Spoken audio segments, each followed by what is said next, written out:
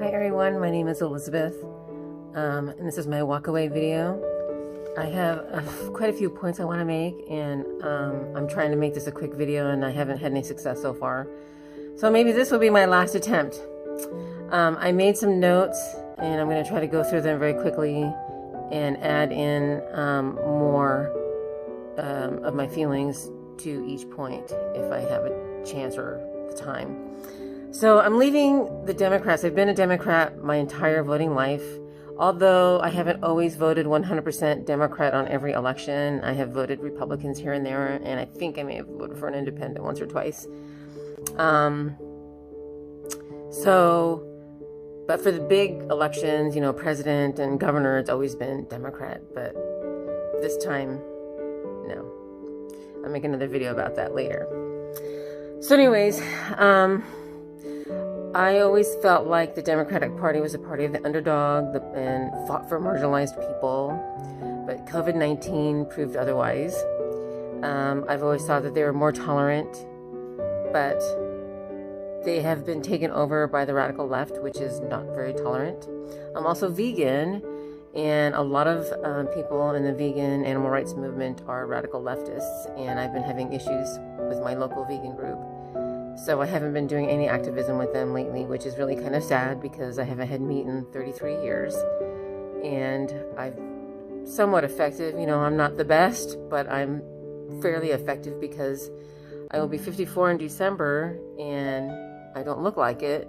And I credit not eating meat for 33 years. So one would think that they would be nicer to me because I'm pretty effective at the vegan outreach, but because I don't support BLM and their radical leftist narrative, they don't like me. And I don't know how that helps animals. Anyway, as far as I'm concerned, veganism is for everyone. It doesn't matter your race, your religion, your gender, your orientation, your nationality. Veganism is for everyone, and it should be apolitical. So, one gal told me to sit my white ass down. I mean, how tolerant is that? And I'm not even 100% white. I mean, I'm Jewish. I'm 9% African. I'm like 5% indigenous to the Americas. Like 4% Puerto Rican. So, I mean, for her to say that, and even if I was 100% white, or no matter what my race is or my religion, I have a right to speak my mind and share my feelings and my thoughts. It's called freedom of speech. It's not freedom of speech for people who agree with you and only agree with you. So they try to cancel you. So Democrats, their cancel culture and their intolerance, it doesn't matter if they're vegan or not. That's par for the course. And then the whole radical anti-Semitic wing of the radical leftists is taking over the Democratic Party. Ilhan Omar, Alexandria Ocasio-Cortez, Rashida Tlaib, Keith Ellison, and the like. They hate Jews, they hate Israel. Again, not very tolerant. And then, so the COVID-19 is what proved to me that the Democrats really don't care about marginalized people. They are the ones who are most negatively impacted by the lockdowns and the masks, and you try to point this out to them and they don't care because they're all elitists, have six-figure jobs and get to work from home, which they can possibly lose all of that if we turn into a socialist communist country. So none of that makes any sense either. It's capitalism that gives them these high-paying jobs that they can work from home, so they're not negatively impacted by all the lockdowns and the mask mandates. People with disabilities, hearing impaired people can't tell when someone's talking to them because of the stupid masks. I mean, I can go on and on and on, but I need to get through this video. So COVID-19 has increased suicide rates. Children aren't in school, and it's the teachers are the first ones that can tell or notice when a child is being abused at home. So since they're not in school, they're slipping through the cracks, the abused children. Domestic violence has gone up. depression, elderly people dying alone, more homelessness. 8 million more Americans are now living in poverty, and then global poverty is set to double by next year. So we're looking at 200 million people living in extreme poverty around the world, which is $1.90 a day.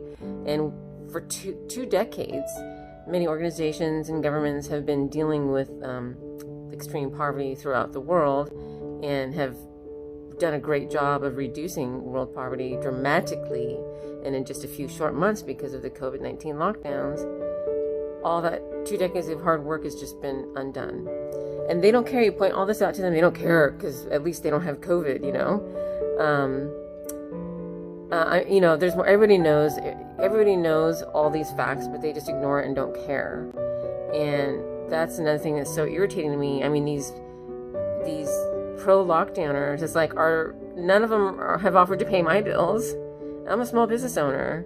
You know, it's the big corporations that they keep screaming about are the ones that are making money off of these lockdowns. The small businesses are the ones that are suffering, and supposedly liberals care, or I don't even want to say liberals, because normal liberals aren't like this. I want to say the radical leftist, SJW, whatever. They don't care that small businesses are suffering, and they don't care about the riots and the lockdowns. You know, the BLM, defunding the police thing, I'm also against them. I'm against defunding the police. I'm against BLM because they're just a Marxist group. I'm for law and order and safety. And the lockdowns was just a gift to these rioters, because otherwise they'd be in school or at work. And since they're not, they have nothing else to do. So this is their opportunity for a revolution. And look at how revolutions worked out in Cuba and Iran and China, you know. The Democrats aren't doing anything about it. Even the moderates, they're not doing anything. They're like, oh, they're mostly peaceful. Antifa's an idea. I live near Seattle. The riots came to my city in Bellevue, Washington. The protesters came here 2 weeks ago with the intent to destroy our city again, which puts people out of work. It closes up our small businesses, and they don't care. Bellevue is one of the safest cities in the entire nation for all people, and we have one of the best police departments. They don't need to come to Bellevue, but they come to Bellevue because, you know, Seattle has all these lockdowns or curfews. I don't know. And then the Chaz Chop thing, I drove by that. I went to Portland, saw the damage there. It's not an idea. It's a real thing. People are suffering, and the Democrats just don't care at all. You know, they're dividing. Identity politics is dividing this nation. They're bringing racism back. And if you disagree with them, you're a racist, and they shut you down. They don't want to talk, no discussion, no civil discussion about anything, about why I feel the way I do. There's no discussion about the actual facts. The actual facts and the data prove them wrong on every issue, but they don't want to hear it. And I used to be, I've always been a truth seeker, so that's what saved me, I guess. I was a Democrat, and I was veering towards becoming a radical leftist. What saved me, a couple things that saved me: I've always been pro-Israel, and I've always supported police, and I've always been a truth seeker, and that's what saved me. And I think everyone needs to be a truth seeker. You cannot close the door on the truth, okay? And that's the problem. The radical leftists have closed the door on the truth. They don't care about the truth. It's all about their narrative and what they want. And they keep saying, well, socialism hasn't been done right. It's been done many, many times, and it's never done right. They keep talking about the Nordic countries. Well, none of them are socialists anymore. That's why they're successful now. Israel used to be a socialist country too. As soon as they got rid of socialism, they started to prosper, and now they're doing fantastic. All kinds of inventions and ideas come out of Israel. Capitalism, the free market, is what lifts people out of poverty and creates people like Elon Musk. Elon Musk, I admire him. He brought back the electric vehicle. I have 2 electric cars. And because of the free market and capitalism, we have people like Elon Musk who are making improvements in this world, who, without any incentive, wouldn't have developed PayPal and the Tesla. PayPal changed the world for the better. And these socialists just don't get it. Communism and socialism is about not just equal footing to start with, it's also equal outcomes, which that's impossible and it's not right. I am never going to be a fantastic ballerina. Why would I want a really good ballerina to be down to my level when it comes to ballet? And that's what communism does. It takes a bunch of ballet dancers, and the best one, they put weights on her ankle to give everyone an equal outcome. So we have to have winners. We have to have the best looking people that model our clothes for us. We can't be putting ugly masks on beautiful people. I mean, how is that fair? I mean, if someone has a super high IQ, I mean, are they supposed to be dumbed down, put like a chip in their brain to make them stupid, so everyone has an equal outcome? That's crap. I'm sorry. And that's what Kamala Harris believes in. She believes in that, communism. And that's very, very deadly, dangerous rope to be pulling up and going under. I'm sorry. And then the media, they just lie. The Marxist media, they lie about everything. They cover up the truth. They lie about, they've been lying about Trump for 4 years. They used to love him, and now they hate him. And I'm going to make a separate video about that. I'm trying to think. Oh, yeah, and then the Democrats, they tax us to death, and they do absolutely nothing. The Democratic-run cities are shit. They're falling through the cracks. But they turn around and blame Republicans and conservatives when it's their fault. They've been running these cities for decades, some of them for 100 years. It's terrible.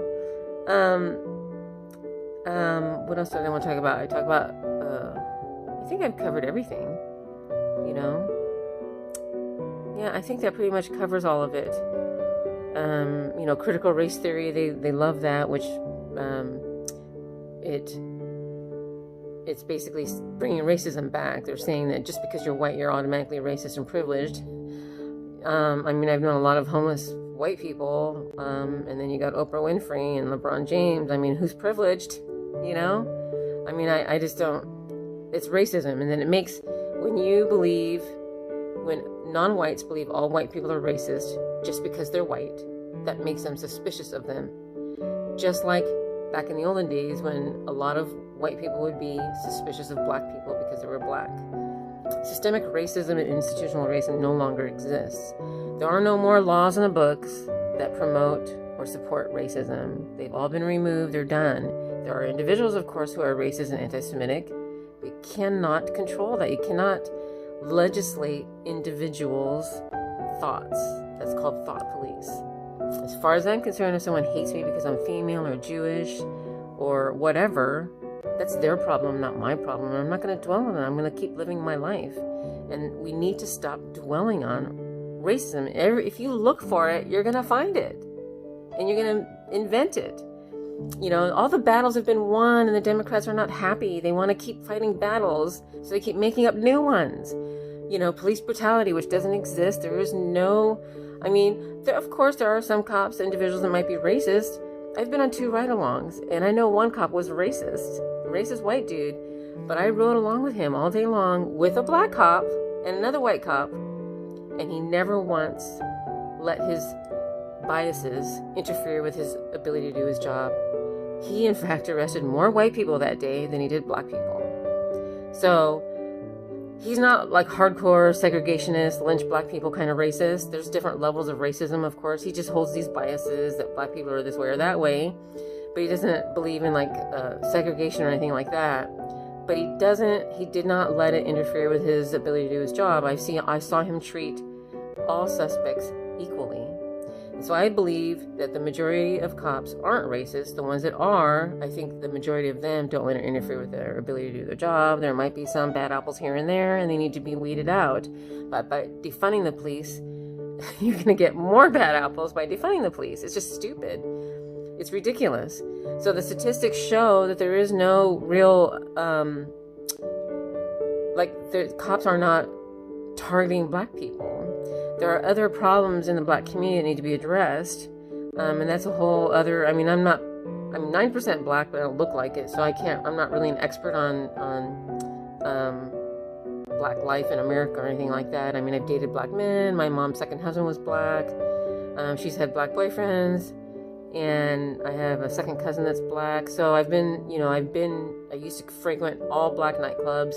So I've been immersed in black culture, but I still can't really, as a person that doesn't look black, I can't speak to any experiences of, I mean, I have experienced some racism when I've dated black men.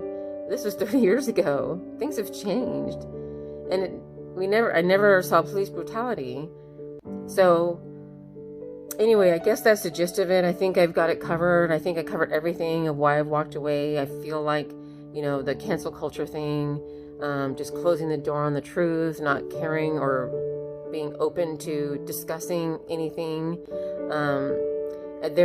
They claim to be tolerant, but they are so freaking intolerant.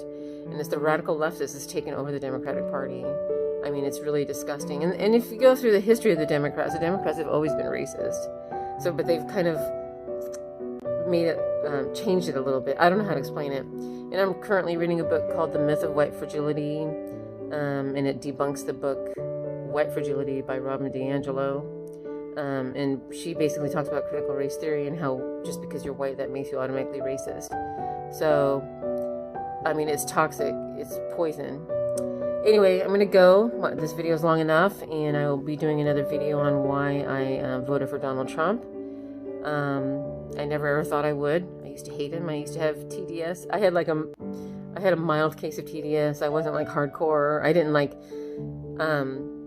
shut people out who supported Trump. I still stayed friends with people who voted for him and supported him. I didn't hate them.